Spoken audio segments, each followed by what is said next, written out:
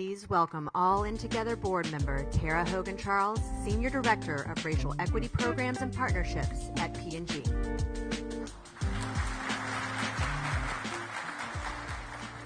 Good afternoon, everyone. It's truly a pleasure being here as an All-In Together board member and to represent P&G as a sponsor of this very important convening. I'm sure you found that last panel inspiring, educational, but also motivating. So I am pleased to be here to introduce our second panel, which focuses on the power of art to ignite and sustain social change. You just saw that pretty cool video about the Queen Collective, a signature program of P&G's Widen the Screen initiative. You'll hear more about that later, but the program is designed to amplify and center the full richness of the Black experience, to support Black voices in front of and behind the camera. So who are we going to talk to today? The creative forces on this panel have all dedicated their careers to expressing the full picture of Black life and culture on screens, big and small. Amanda Seales is an activist, actress, and comic whose singular take on Tiffany Dubois on HBO's hit show Insecure had me and probably all of you tuning in week after week after week.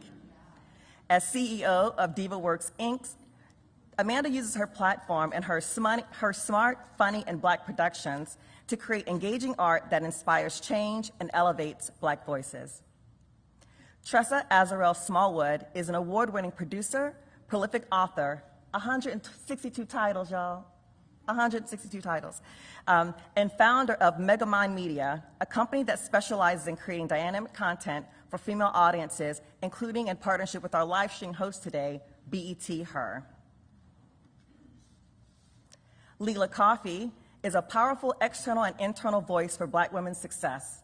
She is the Vice President for P&G's North America haircare portfolio, where she leverages her 20 years of creative brand building experiences to create and build brands that are forces for good and forces for growth. Lela's work reaches millions, including the Emmy-winning campaign, P&G's My Black is Beautiful, a community that she proudly helped create many years ago. Moderating this critical conversation is Charmion, Senior Vice President of Social Impact and Strategy at Values Partnerships, the country's largest Black-owned social impact agency, helping guide cause efforts for Google, Paramount, A&E, and P&G. Please join me in welcoming this amazing group of creators and doers, Amanda, Tressa, Lela, and Charmion.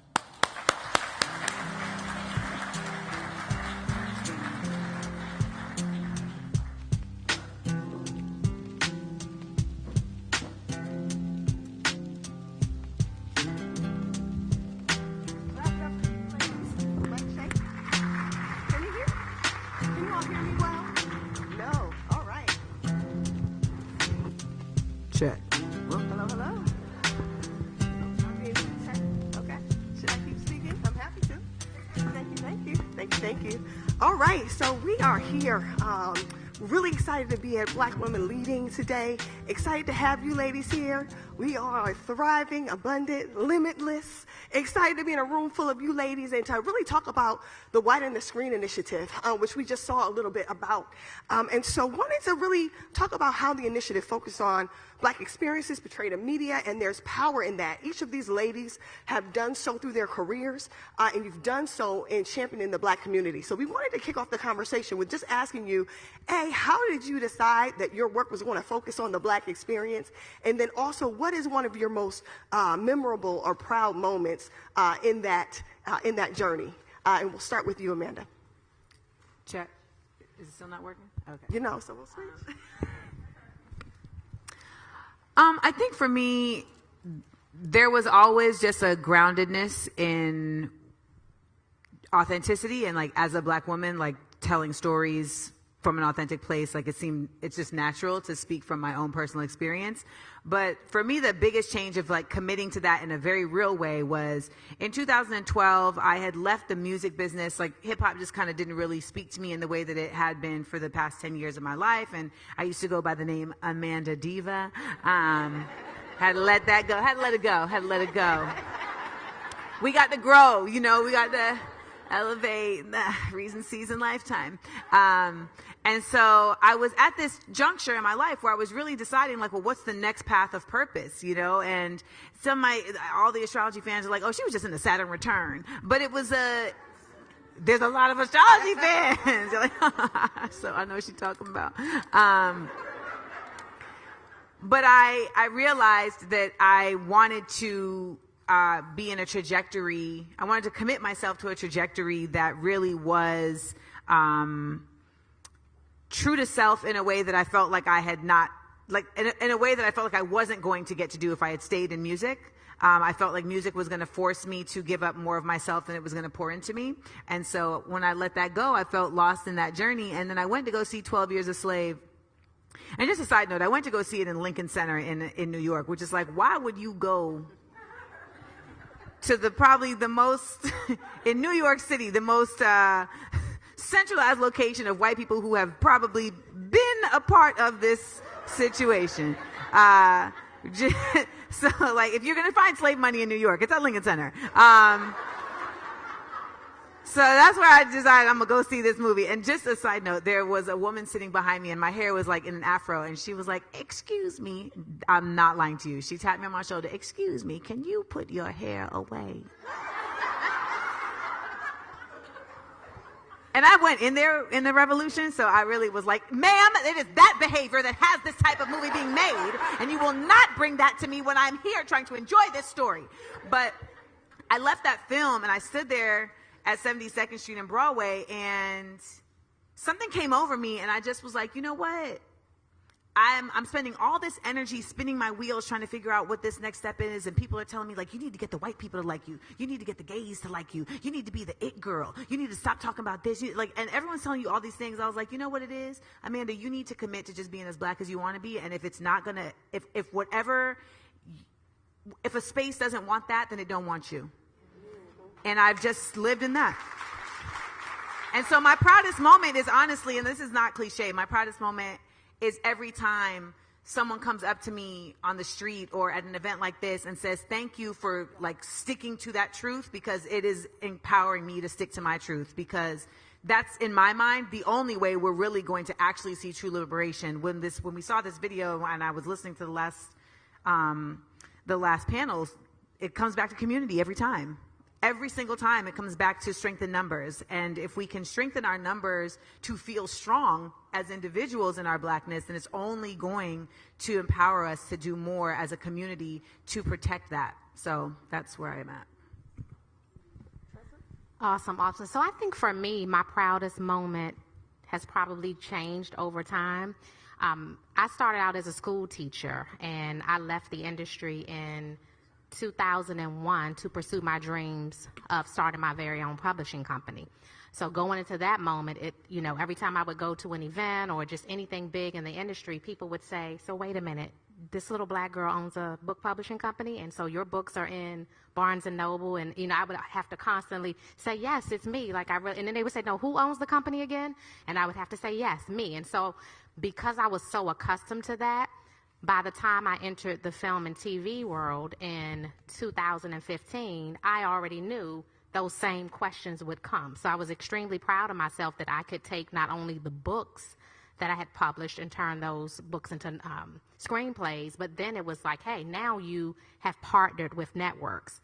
And now, you have these producers and these companies saying, hey, we want you to produce black content for us. We see what you're doing.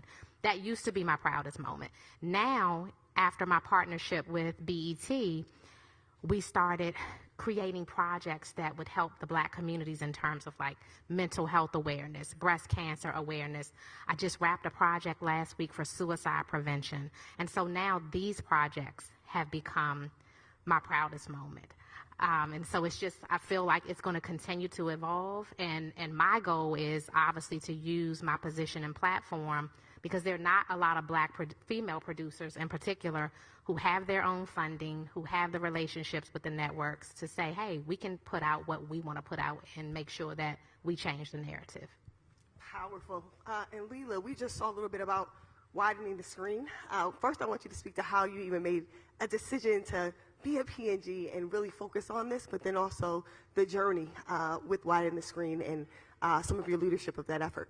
Yeah, and I will say that the work that P&G is doing with Widen the Screen is really my proudest moment. And the purpose of the Widen the Screen work, and really the goal, is to try to open up minds, to try to open up eyes, and hopefully we open up a few hearts along the way to really better understand the Black lived experience, whether it's on or off the screen. The work, we want it to serve as a reminder, right? We've made progress, but the unfortunate reality is we still see portrayals of Black experiences, whether it's on film or advertising or in media, that is at best sometimes grossly inaccurate. And then unfortunately, a lot of the times it's just simply very, very biased. I have the pleasure of working for a company in Procter & Gamble that is one of the, if not the largest advertising spending companies in the world. And we firmly believe that rank really gives us a responsibility that we have to be a force for good. You can't put those kind of dollars into the world and not do something positive with them. So our goal in doing things like the talk and the look is really to expose some of those stereotypes, some of those things that are happening in lived Black experiences that, whether we like it or not, are still very prominent today. So when we put the talk out, when we put the look out, the purposes of those things was really to shine the spotlight and start a conversation. And I'm really proud to have been involved in work that started a conversation. And I will tell you, even prouder to work for a company that when we put those pieces of content out, the blowback was fast and hard. The number of emails and calls that our CEO got that said, we are boycotting your products. Why is P&G getting into the political spectrum? And by the way, these are not political issues, right? These are social issues. And I was so proud of the company that they never for a second said, let's pull the content. Mark's point of view, David Taylor's point of view at the time was, well, it looks like we're going to double down on the spend and reach even more people, right? Fantastic. So we can drive a conversation. Because if we can drive conversation and we can drive people that start to talk about it, we believe that we can affect change. So I am very, very proud to have been involved in those efforts, and even prouder to work for a company that enables me, in addition to my day job, to focus on things like that, because it's truly making a difference. It's so fantastic. How many people in the audience have seen the Widen the Screen content, either in Super Bowl? If you have not, there is a website. It is fantastic. Make sure you go see it. One thing I think is powerful about that, Lela, is a company, as you just mentioned, a lot of companies will not take the risk to have positive portrayals of Black people on screen, and to lean into it is so important for brands. It's important for content creators. It's important for people in the entertainment industry. What I love about this panel is all three of you ladies have championed this in your different industries, and it's not easy. The road has just not been easy. And so, Amanda, I'm going to go over to you again and just ask you about being on both sides of the equation. So as a performer and a producer, how do you feel like other content creators and performers can bring more diverse perspectives to media? Because obviously it has not been easy for you to make a decision and double down and to just do it. Just a side note, I love how people be like, I'm going to boycott P&G. It's like, you know how much P&G own? You ain't boycotting P&G.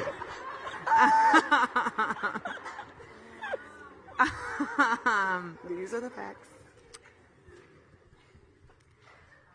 You know, it's tough to say, right? Because,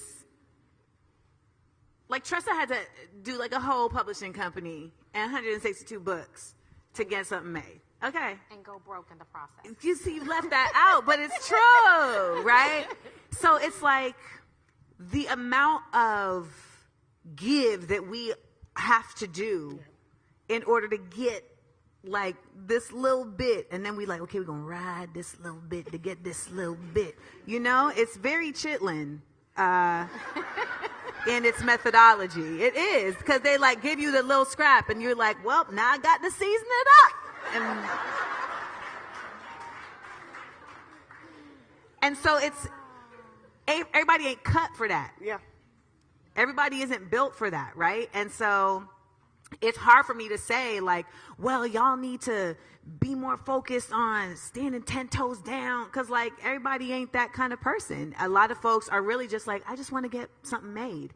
And if we're being completely honest, these places don't want to, like, make black things. Like, the effort that it takes to get anything made, black, white, yellow, whatever, is incredibly difficult. But particularly when it's authentic, perfect example. So I have a show, Smart, Funny, and Black. By the way, we'll be at the Kennedy Center July 22nd and 23rd. Come on out. But Smart Funny and Black is a project that I've been doing live all over the nation, sold out tours. Like, it's a Black pop culture comedy game show and variety show. I've had everybody and their mama do this show. It is a proven concept, okay? I partnered with Jesse Collins, who executive produced the Super Bowl, and a number of other things. He has a deal at BET. I also partnered with Kevin Hart and Heartbeat. And we took this out to do a Juneteenth special. This is an easy buy, because you already know, people know this product, they already support it, etc. And, you know, there were just a number of networks that even with these big, you know, names attached, were like, we just don't know. You know, I mean, I had one network literally say to me, I'm not going to say the network, but they literally said, well, we have this other Black woman already. So we've met our quota, you know, we've met our quota. We can't have two Black women. That's crazy. It's against the laws of physics. That means we're going to have like two stylists that can do black hair. You know, I mean, it's just a lot. It's a lot, right? So there was a network that did come to us and say, okay, we want to do this, but they gave us 225 cents. Yep. And it was like, you had to do that math. You're like, oh, she says cents. Yeah. They gave us 225 cents, and it was non-negotiable. Like, the number they started with was the number they stuck with. And I have a comedy special that came out in 2018, and the number was lower than the comedy special that I did in 2018. So I was like, you know, and what's crazy is my partners, shout out to my partners, because my partners were like, we'll take the L so that you can get what you're owed, right? So there's community in that. But even with that being said, I ended up walking away from the deal because it was going to require me to ask so many people to do me a favor. That's powerful. And I was like, I'm not asking for favors on Juneteenth. That's right. It's completely counterintuitive. I would agree. So I just say all that to say, though, like, I'm in a fortunate place where I was able to walk away. Like, I could still pay my mortgage. But it requires, in order for me to say, like, you know, we just need more creatives to make more authentic Black content, I feel like that's putting the cart before the horse. I feel like what Widen the Lens does is it actually circumvents the fear that's in the executive space of television, because people in the executive space of television don't feel like they can buy things and make things and sell things without possibly losing their job, and so things just don't happen, right? Or they feel like, well, this is Black, but I'm not Black, so I don't see myself in it, so I don't know, like, how to do this, and so it gets stuck in development. Yeah. There's so many incredible Black artists with projects that you'll never see. You'll never see. They may have got a check, but you'll never see it. But Widen the Lens, what I love is what you guys are doing is you're taking that corporate money from another space and you're using it as a conduit for Black voices. And that is a very necessary pathway for so many creatives. Like, someone like me, I'm an independent artist. Like, I'm not chasing Hollywood. So it's like, how do you get the capital, you know, to create projects that are beyond just like, man, this Instagram video is popping. Like, that's not enough. So my final thought, my final thought is that we can ask folks to create more Black, like, amplify Black voices and more authentic and genuine content, but they need to be supported in real ways in order to do that. And the way that we get more artists to feel like they can do that is we get more places like PNG, we get more spaces like BET, we get more places that actually have the means to do this, to actually step up and really actively say, we're behind this. So kudos to y'all, is my point. This is so good. It's a good segue, Lela, because what I wanted to talk to you about is just in the marketing space. It's a very different space than other sectors of many companies, and PNG is iconic. This has been a game changer, I think, and it will be for the women who are part of the initiative. So can you talk to us a little bit about distinctly how advertising has power in this way in companies and sort of your recommendations? And we alluded to this a little bit, but just some of the opportunities that you see in advertising to continue to expand this type of work. You know, and I think advertising is really the highest bar, right? Because you're serving up somebody a message, and then you're saying, please give me your hard-earned dollar. And recently, very, very, very hard-earned dollar, like buy a tank of gas or buy some Tide, right? And saying, buy from me. And we are increasingly seeing consumers say, I need to understand not just what I'm buying, but I want to know what I'm buying into, right? I want to know what people are going to think of me if they see me using your brand or if they see me wearing your brand. And younger consumers, Gen Z being the most diverse generation, and which will only be increasingly more diverse, are really putting the bar very, very high on, hey, I need to know what you stand for. And then you combine that with the beauty industry where I work, and we are the category in the world that has what I call the benefit relevance, right? Nobody needs a black Tide or a black Crest, right? Like, might be nice, but not necessary. But we need to know you have the right products that can do our hair. You need to have the right products for our skin. And so that puts a very, very high bar on brands being inclusive. And I will say at P&G, we have not figured all of this out yet, right? We have a range of brands that are on their inclusivity journeys. No one's going to argue and say that Pantene is a brand for black women, right? Not going to sit here and try to sell that to you. But what we do with our brands is I created a framework that I call the 4 R's that allow brands to assess where they are on their inclusivity journey. And it could be a brand, a company it works for, whether it's black or Hispanic, LGBTQ+, but just a way for brands to assess where they are and then start on the journey. And the 4 R's, and I'll talk about them briefly after, are reach, representation, relevance, and resonance. So the first R, reach, is very simple. Are you reaching your consumer, right? Are you putting your message where consumers are going to see it?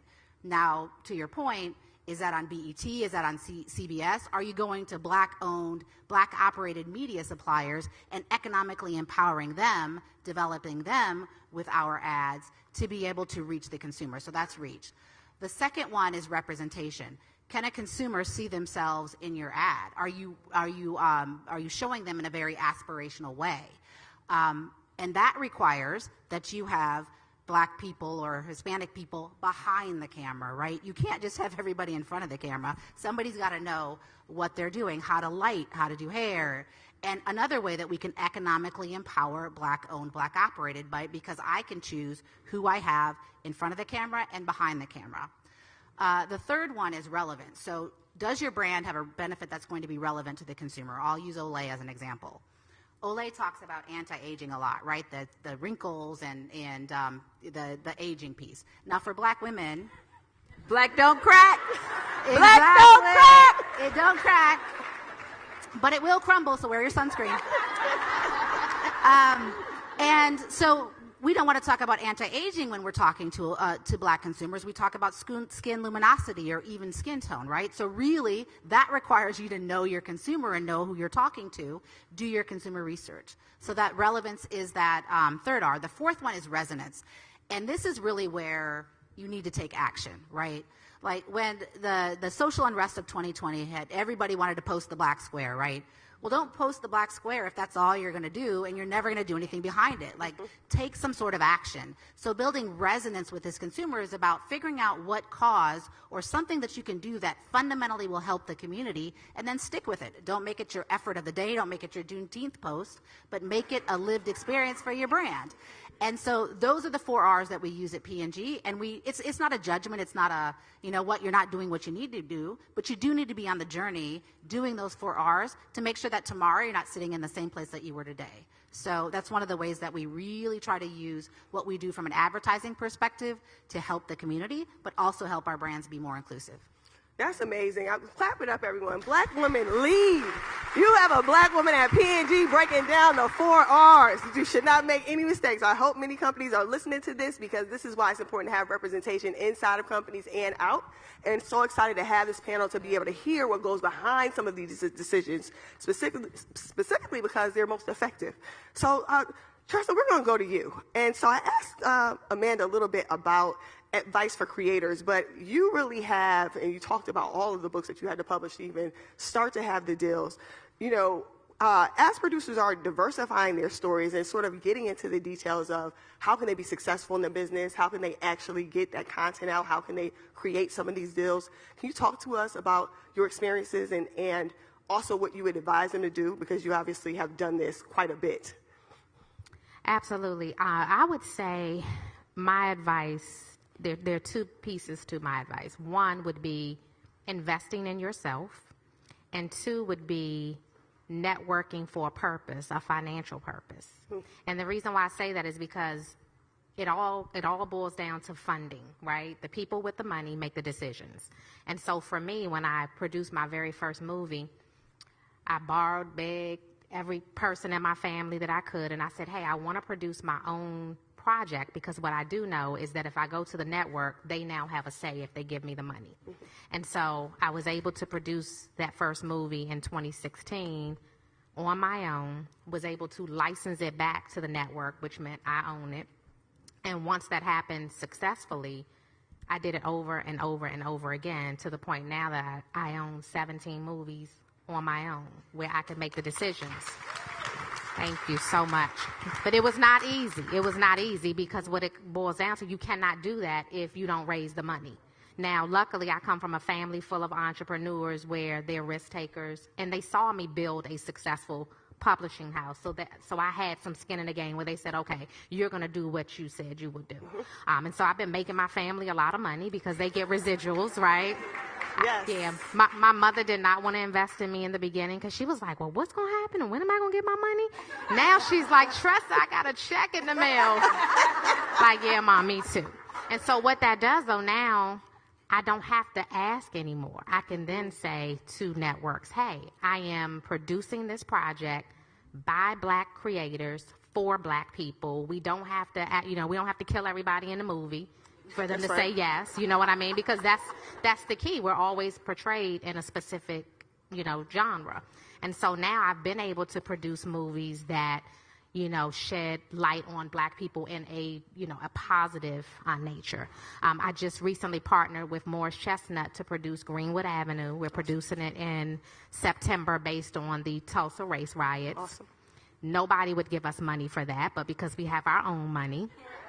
Okay, but then the networking part comes in. Even if you don't have your own money, everybody's not always in position where your family will give you money, or, you have savings. But what you do is you team up with somebody that you think has some money, right? And I ask people for money all of the time. It just rolls right off my tongue. How much money I'm going to ask Amanda when we leave here how much money she got, okay? That's good, because I was going to ask you. And the whole time that you were talking about your project, all I kept saying was, it's going to work out because you've already partnered with people. Even if the original idea, Black people supporting each other and Black people with money, like, it can happen. So it's about building communities of people who can spend. Everybody is not broke. So we can make it happen together, and that's been the key to my success. So I would just say to all of those creatives and producers, find you somebody with some money, okay? And stop spending your money on things that don't matter. Let's pull it together and own some stuff, okay? Powerful. Yes, please. You know what so much of that is, though? Getting over ego. And then on the other side, like, people creating a safe space to be asked for money, right? And I feel like within our community, like, we don't do enough of that. We don't do enough of, like, opening the space to say, like, here, I have resources. I may not say yes to everything, but I have resources, and I'm curious, and a lot of us, a lot of entrepreneurs, I feel like, you said something about, you have a family of entrepreneurs risk-taking, right? This entertainment business is so prosperous, and it's less of a risk than I think people really can imagine. But so many of us, I know that I was somebody who was like, I ain't asking for no money. I ain't asking for no money. And it's like, well, then you're going to be by yourself. So this was, what I want to do is have us leave final thoughts on. I know we started this conversation with Widen the Screen and talking about entertainment, but we ended up talking about community building, economic empowerment, empowering each other, making sure we're looking at the whole picture, including people in front of and behind the screen, really going to find the other Black women and men who are leading in their space and working together in community. And I think it's been a beautiful representation throughout each of your careers in how to do that, both in corporate, in entrepreneurship, in entertainment and entrepreneurship. So I guess my last question as we're closing the panel for you is, the next 20 years as Black creators, as Black executives are starting to chart their course. What would you say to them, and what is it you want them to do with all of the foundation that you have laid? plan vacations. You think I'm joking, but like this is draining. It's so draining. So like self-care, build that in to like your process.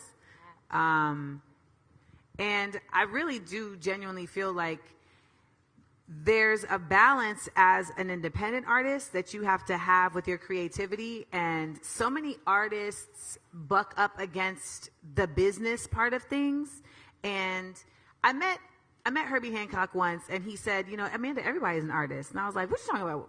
Because I'm like, I'm an artist. Like, I don't want everybody to just have that title. And he was like, everybody's an artist in their own way because living requires so much creativity. Mm-hmm. Just figuring out how to get from day to day. Like, you trying to, damn, we didn't defrost the chicken. I got to get creative, you know? And so as an independent artist, my suggestion to those who are listening is like really allow yourself to let your creativity float from that right brain to that left brain and get creative in business and identifying other ways to make things happen, because so often there's this one framework and it feels like you're just trying to fit into that framework, and it's like that framework may not be for you.